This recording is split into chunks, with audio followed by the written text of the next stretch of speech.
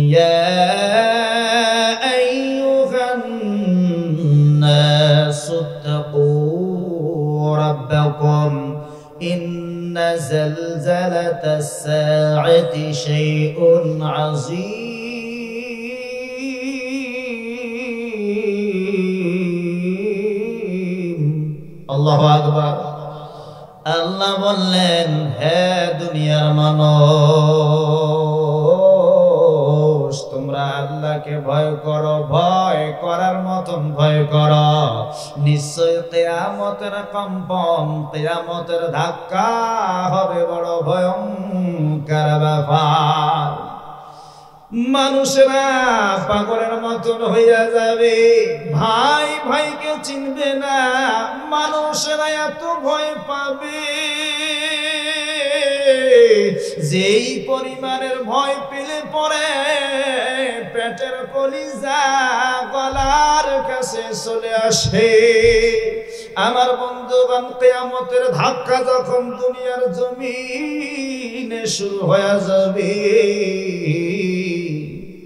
মা সন্তানকে চিনবে না বাবা সন্তানকে চিনবে না সন্তান ও পিতা মাতাকে চিনবে না অথচ এই দুনিয়ার জমিনে সবচেয়ে মায়ার বন্ধন শক্ত বন্ধন হলো পিতা মাতার বন্ধন কথা বলেন ঠিক না বেঠে দুনিয়ার জমিনে যদি আপনাকে কেউ নিঃস্বার্থে স্বার্থ ছাড়া ভালোবাসে তার নাম পিতা মাতা কথা ঠিক না যে যতই ভালোবাসুক পেছনে একটা স্বার্থ লুকিয়ে আছে কিন্তু পিতামাতা নিঃস্বার্থে মহব্বত করে সুবহানাল্লাহ গণ ও আমার বন্ধুগণ মায়ের মহব্বতটা কেমন বন্যার পানি এসে গেছে এই বন্যার পানির মধ্যে সন্তান ডুবে যায় মা সন্তানকে বাঁচাইতে গেছে মাও সাঁতার জানে না সন্তানও সাঁতার জানে না সন্তানকে বাঁচাইতে যাইয়া মা সন্তান দুইজনেই বন্যার পানিতে মারা গেছে এই ঘটনা বাংলাদেশের মধ্যে ঘটছে এটা হলো মায়ের প্রতি সন্তানের প্রতি মহব্বত আগুন লেগে গেছে বাসার মধ্যে আমার ভাইরা সন্তান আগুনের ভেতরে মা সন্তানকে বাঁচাইতে গেছে জীবন বাজি রেখে সন্তান আগুন থেকে বেঁচেছে মা কিন্তু আগুনের মধ্যে জ্বলে মারা গেছে এটা হলো মা সন্তানের মহব্বত কোন সুবহানাল্লাহ এরপরে বাবা কেমন মহব্বত করে একটু লক্ষ্য করুন স্কুলের মধ্যে সন্তানকে নিয়ে যায় বাবা বৃষ্টির পানি পড়তেছে সন্তানের মাথার উপরে বাবা ছাতা ধরেছে নিজের চেহারা বৃষ্টির পানিতে ভিজে যায় বাবার কথা হলো সন্তানটা প্রতিষ্ঠিত হোক মানুষ হোক কথা বলেন ঠিক না ভাই ঠিক সন্তান মানুষ হোক বাবার হাতে যদি কয়টা টাকা হয় নিজের পরনে কাপড় নাই আগে চিন্তা করে সন্তানের কাপড়ের কথা কথা ভুল বলতেছি নাকি আমার ভাইরা কিয়ামতের ধাক্কাটা যখন শুরু হয়ে যাবে এই দুনিয়ার জমিনে যখন প্রকম্প শুরু হয়ে যাবে এমন মহব্বতকারী পিতা মাতা তার সন্তানের কথা ভুলে যাবে আল্লাহ বললেন ইয়াউমা তারাউনাহা তাদখালু কুল্লু মুরদিআতিন আম্মা আরদাআত ওয়া তাদউ কুল্লু যাতি হামলিন হামলাহা আল্লাহু আকবার লিল্লাহি তাকবীর আমার বন্ধুগণ কিয়ামতের কম্পন যখন শুরু হয়ে যাবে গর্ভধারিণী মা দুধ পানকারী মা আপন সন্তানের কথা ভুলে যাবে শুধু তাই নয় পৃথিবীর জমিনে যত গর্ভধারী প্রাণী আছে তাদের গর্ভ থেকে সন্তান খসে পড়বে, মানুষেরা পাগলের মতন মাতালের মতন দৌড়াইতে থাকবে। আল্লাহ বলেন ওয়ামা হুম বিসুকারা, তারা পাগল হয় নাই, মাতাল হয় নাই। কিয়ামতের কম্পন, কিয়ামতের ধাক্কা তাদের পাগল বানাইছে। আমার ভাইরা, এই কিয়ামতের ঘটনা দুনিয়ার মধ্যে একদিন ঘটবে, এই দুনিয়া কোনো অস্তিত্ব থাকবে না। কিন্তু আল্লাহ নবী বলছেন কিয়ামতের পূর্বে, কিয়ামত হওয়ার পূর্বে দুনিয়ার জমিনে বড় বড় 10টা আলামত প্রকাশ পাবে। কোন সুবহানাল্লাহ। কয়টা আলামত? আরো অনেক ছোট ছোট আলামত আছে, কিন্তু হাদিস শরীফের মধ্যে 10টা আলামতের কথা আছে। 1 নম্বর আলামত হলো পশ্চিম দিকে একটা ভূমিধস হবে, পূর্ব দিকে একটা ভূমিধস হবে, আরব উপমহাদেশে একটা ভূমিধস হয়ে যাবে। দুনিয়ার মধ্যে ভূমিকম্প হয়, মাত্র কয়েক সেকেন্ডের ভূমিকম্প। দেখবেন এই ভূমিকম্পের মাধ্যমে অনেক বিল্ডিং ধসে যায়, সমুদ্রের মধ্যে তরঙ্গ সৃষ্টি হয়, বিল্ডিং ধসে গিয়ে কত লোক মারাও যায়। কিন্তু কিয়ামতের পূর্বে আল্লাহ পাক রব্বুল আলামিন বড় বড় 3টে ভূমিকম্প দুনিয়ার মধ্যে নাজিল করবেন। আল্লাহ নবী বলছেন যেই জায়গায় জিনা ব্যভিচার অন্যায় অবিচার, যেই জায়গার মধ্যে ব্যভিচার বেশি হয় ওই জায়গায় আমার আল্লাহ পাক ভূমিকম্প বেশি দেয়। আল্লাহ পাকের বান্দা যখন আল্লাহর প্রতি অসন্তুষ্ট হয়ে যায়, আল্লাহ রাব্বুল আলামিন বান্দা যখন সীমারেখা অতিক্রম করে ফেলে গুনাহ করতে করতে, এমন সময় আমার আল্লাহ সিডর দেন, ভূমিকম্প দেন, করোনা মহামারী দেন। কথা বলেন ঠিক না রে ঠিক? বর্তমান দুনিয়ার মধ্যে জিনা ব্যভিচার কমছে না বেড়ে গেছে? জোরে কান। প্রেম প্রীতি ভালোবাসা আছে না নাই? মোবাইলের মধ্যে টাচ মোবাইল, মেসেঞ্জারের মধ্যে একজন লক করতেছে হাই, আর একজনে লেখে হ্যালো, এরপরে বন্ধুত্ব শুরু হয়ে গেল। বন্ধুত্ব যখন গাঢ় হইয়া যায়, প্রেমের রূপ নিয়ে নিল। এই প্রেমও যখন গভীর হয়ে যায়, পিতা মাতার মুখের মধ্যে চুনকালি মাখাইয়া একদল ছেলে মেয়ে ভাইয়া যায়। কথা কি ভুল বলতেছি? এরকম ঘটনা আপনার দেশে ঘটছে এলাকায়? আমার ভাইরা, আল্লাহ পাক রব্বুল আলামিন বলছেন আয-যানিয়াতু ওয়াজ-যানি ফাজদিলু কুল্লা ওয়াহিদিন মিনহুমা মিআতা জালদা। জিনাকারিনী নারী হোক অথবা পুরুষ হোক, 100 কষাঘাত ব্যাট লাগাও। কথাকার জোরে কন। আমার বন্ধুগণ মনে রাখবেন, 4টে গুনার ব্যাপারে কোনো ওকালতি চলবে না, কোনো জাজের কলম ধরার অনুমতি নাই। গুনাহ কয়টা? 4টা গুনার ব্যাপারে। 1 নম্বর হলো মদ পানকারী। মদ পানকারীর শাস্তির ব্যাপারে কোরআনে ঘোষণা করা হয়েছে। নাম্বার 2 হলো চোরের ব্যাপারে কোরআনের মধ্যে বর্ণনা আছে। নাম্বার 3 হলো সতী সাধবী নারীর উপর মিথ্যা অপবাদ দেওয়া, কারণ আমি মিথ্যা অপবাদ দেওয়া। আম্মাজান আয়েশার সতীত্বর ব্যাপারে একবার মিথ্যা তহমত লাগানো হলো। আমার ভাইরা, সূরা নিসার মধ্যে বর্ণনা আছে। এই মিথ্যা অপবাদ দেওয়ার পেছনে যারা যারা ছিল, তার মধ্যে আল্লাহর নবীর আপন চাচাতো ভাই জড়িত ছিল। আল্লাহর নবীজি নিজে 80টি বেতের আঘাত করেছে। সুবহানাল্লাহ। 4 নম্বরে হলো ব্যভিচার। জিনাকারিনী এবং জিনাকারীর ব্যাপারে কোরআনুল কারীমের মধ্যে আল্লাহ বলছেন 1 নম্বর শাস্তি হলো 100 বেত লাগাও। কথাকার জোরে বলেন। এখন জিনা করে মানুষ গোপনে না প্রকাশ্যে? গোপনে।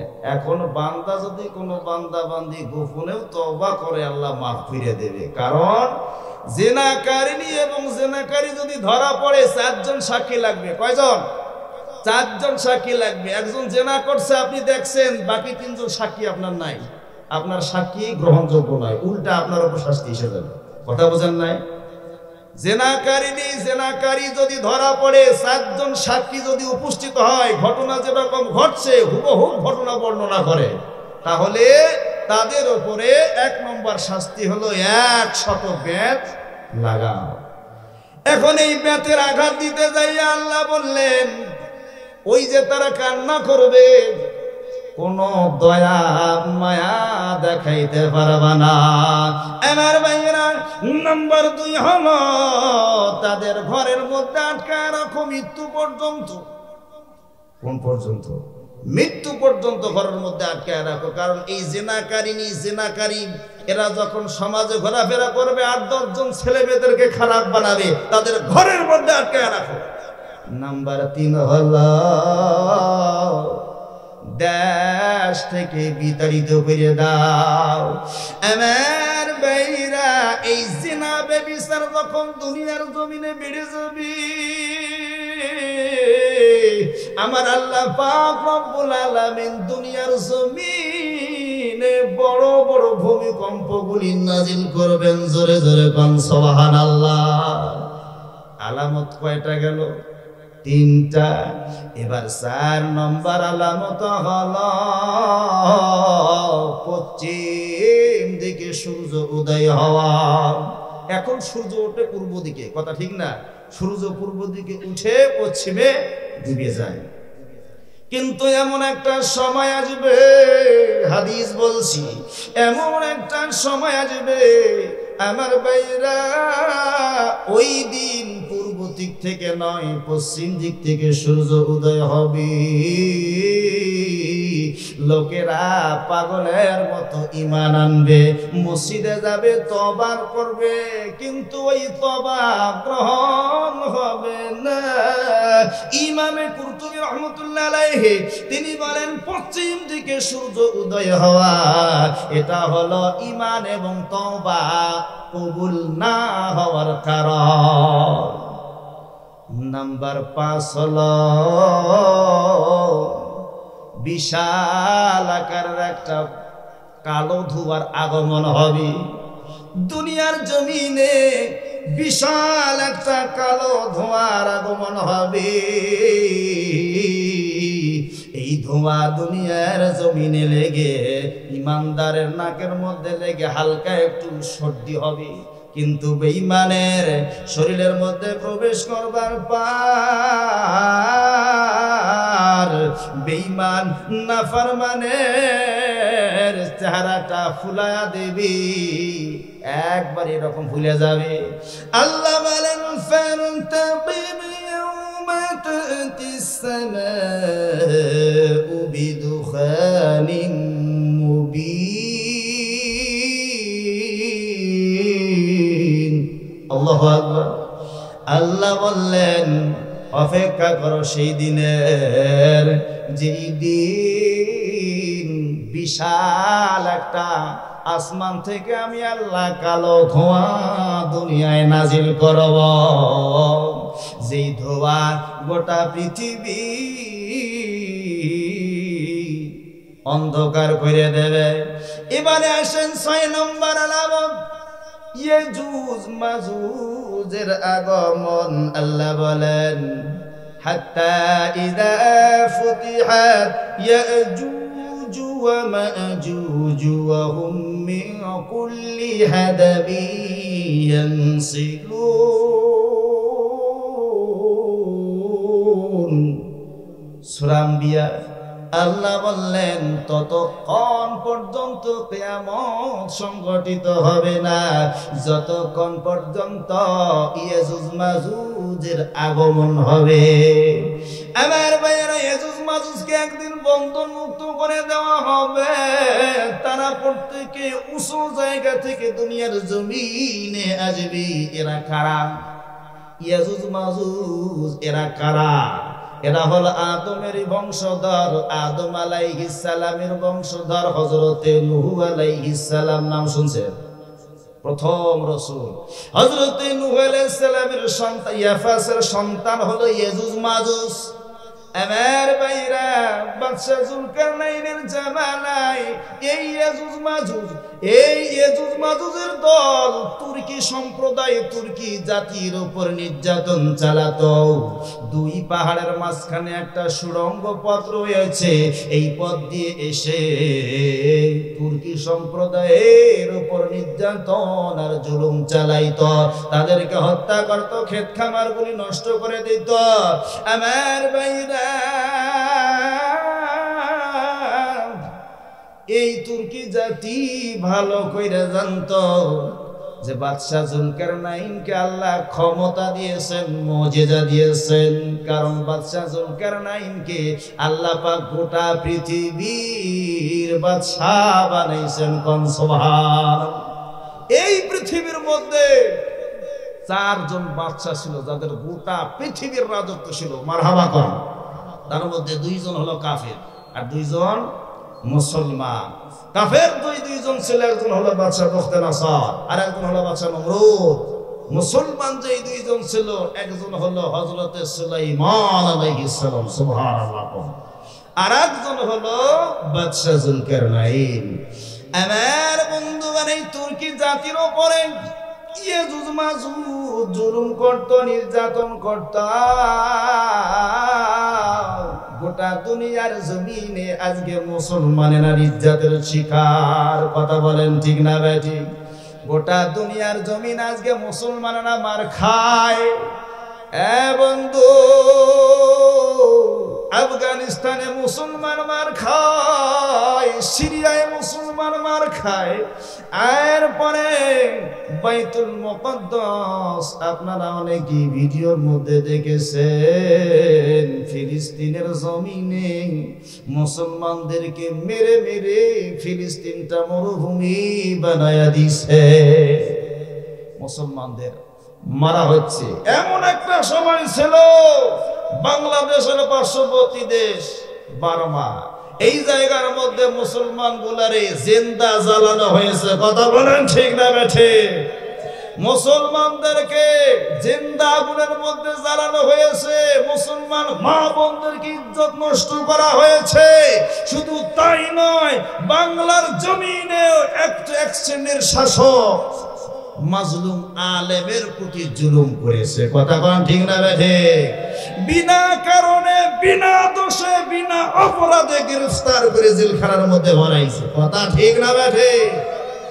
তাদের অপরাধ কি ছিল? অপরাধ ছিল একটাই, কোরআনের হক কথা বলা। এখন যদি সুদখোরের বিরুদ্ধে কোরআন বলে, এটা তো আর আমি বলতেছি না, আল্লাহর কালামই পড়তেছে, তার কোথায় দোষ? হক কথা বলার কারণে আলেম ওলামাদেরকে গ্রেফতার করে জেলখানায় ভরালো। শুধু তাই নয়, আয়না ঘরে বন্দী করে রাখা হলো। কথা বলেন ঠিক না বেঠে? মাজলুম আলেমেরা অসহায় ভাবে আল্লাহর কাছে বিচার জানাইলো, কান্না করলো। এক পর্যায়ে আল্লাহ পাক আলেমদের কান্না কবুল করলো, জালেম স্বৈরাচারকে বাংলার জমিন থেকে ভারতে ফেলাইলো। কথা ঠিক না বেঠে? আমার ভাইয়েরা, এই জন্য ক্ষমতা আজ আছে, কাল থাকবে না। অত ইজ্জু মান তাশা ওয়া তুযিল্লু মান তাশা। কোন ক্ষমতা দেওয়ার মালিক কে? ইজ্জত দেওয়ার মালিক কে? আল্লাহ যদি ইজ্জত দেয়, কোন জনগণ ঠেকাইতে পারবে? আমার আল্লামা দেলোয়ার হোসেন সাইদি নাম শুনছেন? খুব সুন্দর কিন্তু তেনার কণ্ঠ এবং ওয়াজের তাফসীর। আমি ছোট থেকে, আপনারাও অনেকে ওয়াজ শোনেন তেনার, আমি কিন্তু ওনার ওয়াজ থেকেই বক্তা। তো তিনি একটি কথা বলেছিলেন, প্রায় কয়েকটা কথা বলেছিলেন যে এমন একটা সময় আসবে যে এই সময় পালানোর জায়গা পাবো না। তেনার কাছে আল্লাহ পাকের ইলহাম নাজিল হতো, কথা ভবিষ্যৎবাণী করে গেছে, এখন তা হইতেছে। কথা ঠিক না ভাই? আমার ভাইরা, এই মাজলুম তুর্কি জাতি ইয়াজুজ মাজুজের অত্যাচারের শিকার। বন্ধুরে, বাদশা জুলকারনাইন দূরে সফর করে এসে পূর্ব দিক থেকে সফর করে এসে এক জায়গার মধ্যে দাঁড়ালেন। তিনি দাঁড়াইয়া লক্ষ্য করলেন দুই পাহাড়ের মধ্যবর্তী স্থানে একটা সুড়ঙ্গ পথ রয়েছে, আর কিছু লোক তেনার সামনে দাঁড়ায় আছে। লোকেরা বাদশাহ যুলকারনাইনকে ডেকে বললেন, আলু ইয়া যাল কারনাইনি ইন্না ইয়াজুজ ওয়া মা'জুজ মুফসিদুনা ফিল আরদি ফাহাল নাজআলু লাকা খরাজা। আল্লাহু আকবার। তুর্কি জাতি ডাক দিয়ে বললেন, হে বাদশাহ যুলকারনাইন, ইয়াজুজ মাজুজ দুনিয়ার মধ্যে ফাসাদ সৃষ্টি করতেছে, দাঙ্গামা সৃষ্টি করতেছে। ইয়াজুজ মাজুজ আমাদের প্রতি জুলুম করতেছে, আমাদের ক্ষেত খামার নষ্ট করে দিচ্ছে, আমাদেরকে হত্যা করতেছে। ও বাদশাহ যুলকারনাইন, ওই দুই পাহাড়ের মাঝখানে সুড়ঙ্গ পথটা আপনি যদি বন্ধ করে দেন, আমরা কথা দিলাম আপনার কর হিসেবে কিছু অর্থ দেব। মারহাবা খান। বাদশাহ যুলকারনাইন ডেকে বললেন, অর্থ আমার দরকার নাই, আল্লাহ আমার যা দিয়েছে এটাই যথেষ্ট। তোমরা একটু সাহায্য করো লোহা তামা গলাইয়া। হযরতে বাদশাহ যুলকারনাইন তিনি নবী ছিলেন না ওলি ছিলেন? ওলি ছিলেন, নবী ছিলেন না। বাদশাহ যুলকারনাইন ওই দুই পাহাড়ের মাঝখানে সুড়ঙ্গ পথটা বন্ধ করে দিলেন। ইয়াজুজ মাজুজ আর আসতে পারে না। মারহাবা খান। কিন্তু কিয়ামতের পূর্বে, কিয়ামতের আলামত যখন একে একে প্রকাশ পাবে, ইয়াজুজ মাজুজকে বন্ধন মুক্ত করে দেওয়া হবে। তারা দুনিয়ার জমিনে আসার পর কিতাবের লেখক লেখেন, যেই নদীর পাশ দিয়ে যাবে নদীর সমস্ত পানিগুলো পান করবে। মারহাবা খান। এমন ভাবে নদীর পানি পান করবে, ওই নদী থেকে শুকনা ধুলা উঠতে থাকবে। আমার ভাইরা, এই ইয়াজুজ মাজুজ যখন দুনিয়ায় আসবে, লোকেরা ইয়াজুজ মাজুজের ভয়ে লুকায়া থাকবে। ইয়াজুজ মাজুজ দুনিয়ায় আসার পর কোন লোক না দেখতে পাইয়া এবার তারা বলবি, এবার আসমানবাসীর খবর নেওয়া হোক, আসমানবাসীর খবর নেওয়া হোক। আসমানকে লক্ষ্য করে তীর নিক্ষেপ করবে। আমার আল্লাহ রাব্বুল আলামিন এই তীর ধরিয়া রক্ত মাখায়া দুনিয়ার জমিনে পাঠায়া দেবে। এই রকম অদ্ভুত ঘটনা ঘটবে। কিন্তু আমার আল্লাহ পাক রব্বুল আলামিন এক পর্যায়ে ইয়াজুজ মাজুজের পতন ঘটাবে। তাদের ঘাড়ের মধ্যে এক প্রকারের কীড়া পোকা সৃষ্টি করে দেবে। এই পোকাটা হবে কেমন? এটাও হাদিসের মধ্যে আসছে, খেজুরের বিচির মতো। কার মতো? খেজুরের বিচির মতো। এই পোকার কামড়ে, পোকার আক্রমণে তারা মরে যাবে। দলে দলে ইয়াজুজ মাজুজ পৃথিবী থেকে মৃত্যুবরণ করবার পর ঘোষণাকারী ডাক দিয়ে বলবেন, হ্যাঁ লোকায়িত লোকেরা, তোমরা বাহিরে আসো। ইয়াজুজ মাজুজ আর দুনিয়ার জমিনে নাই। আমার ভাইরা, আল্লাহ নবী ডাক দিয়ে বললেন, সাহাবারা 1999 জন জাহান্নামের মধ্যে চলে যাবে। সাহাবারা বড় টেনশনে পড়ে গেল যে ওই একজনকে আমরা হব। আল্লাহ নবী বলছেন, টেনশন করার দরকার নাই। 9999 জন ইয়াজুজ মাজুজকে আল্লাহ জাহান্নামের মধ্যে পাঠায় দেবেন। আমার বন্ধুগণ, এটা একটা বড় আলামত। এবারে আসেন নাম্বার 7 হলো বিশাল আকারের একটা প্রাণীর আগমন হবে। কিয়ামতের আগে যখন বড় বড় আলামতগুলি দুনিয়ার জমিনে প্রকাশ হবে, আল্লাহ বললেন, ওয়াইদা ওয়াকাল কওলু আলাইহিম আখরাজনা লাহুম দাব্বাতাম মিনাল আরদ। আল্লাহু আকবার। ও আমার বন্ধুগণ, বাইরা গো, আল্লাহ বললেন কিয়ামত যখন নিকটে এসে যাবে, কিয়ামতের ঘটনা যখন ঘটবে, তার পূর্বে আমি আল্লাহ পাক রব্বুল আলামিন মাটির ভেতর থেকে এমন এক ভয়ঙ্কর প্রাণী বাহির করব যে কিনা মানুষের সঙ্গে কথা বলবে। তার নাম হবে দাব্বাতুল আরদ। প্রাণীটি কেমন হবে? বলদের মতন মাথা হবে, চোখ হবে লাল, উটের মতো ঘাড় হবে, এরপরে সিংহের মতো তার দেহাটা হবে, বুকের অংশটা হবে, ছাগলের ভেড়ার আকৃতির মতো তার লেজ থাকবে। এই দাব্বাতুল আরদ নামক প্রাণী দুনিয়ার জমিনে আসার পর তার এক হাতের মধ্যে থাকবে মুসা আলাইহিস সালামের মুজিজার লাঠি। কার লাঠি? মুসা আলাইহিস সালামের মুজিজার লাঠি। আর এক হাতের মধ্যে থাকবে হযরতে সুলাইমান আলাইহিস সালামের ওই মুজিজার আংটি। মারহাবা খান। কি ভাই খারাপ লাগছে? ও আমার বন্ধুগণ, কিতাবের মধ্যে আছে মুসা আলাইহিস সালামের ওই লাঠি দিয়া মুমিনদের চেহারা উজ্জ্বল করে দেবে, আর সুলাইমান নবীর ওই আংটি দিয়া কাফেরদের নাকের মধ্যে মোহর বসায়া দেবে। এই চিহ্ন দেখে তারা একে অপরকে চিনতে পারবে, এমনকি খাবার সময় তারা সম্বোধন করে ডাকবে, তুমি কাফের, তুমি মুসলমান, তুমি মুমিন। ও আমার বন্ধুগণ, বাইরা গো, এই দাব্বাতুল আরদ নামক ভয়ঙ্কর প্রাণী আল্লাহ দুনিয়ার জমিনের মধ্যে নিয়ে আসবেন। কয়টা আলামত হলো? কয়টা? 7টা। একটু জিকির করেন লা ইলাহা, জোরে জোরে লা ইলাহা ইল্লাল্লাহ, কালিমা লা ইলাহা। নাম্বার আলামত হলো দারজালের আবির্ভাব। দারজাল, কানা দারজাল। এই দারজাল সম্পর্কে আল্লাহ নবী সতর্কবাণী দিয়ে গিয়েছেন উম্মতের। প্রত্যেকটা নবী তার উম্মতকে দারজাল সম্পর্কে সতর্কবাণী দিয়েছেন। আমার নবীও উম্মতদেরকে সতর্ক করে গেছেন যে উম্মতেরা, দারজাল যদি আমি নবী থাকতে দুনিয়া এসে যায় তাহলে আমি প্রতিবন্ধক হয়ে যাব, আর যদি আমি না থাকা অবস্থায় দারজাল এসে যায়, মহান আল্লাহর কুদরতি হাতে তোমাদেরকে রেখে গেলাম। সুবহানাল্লাহ। আমার বেইরা,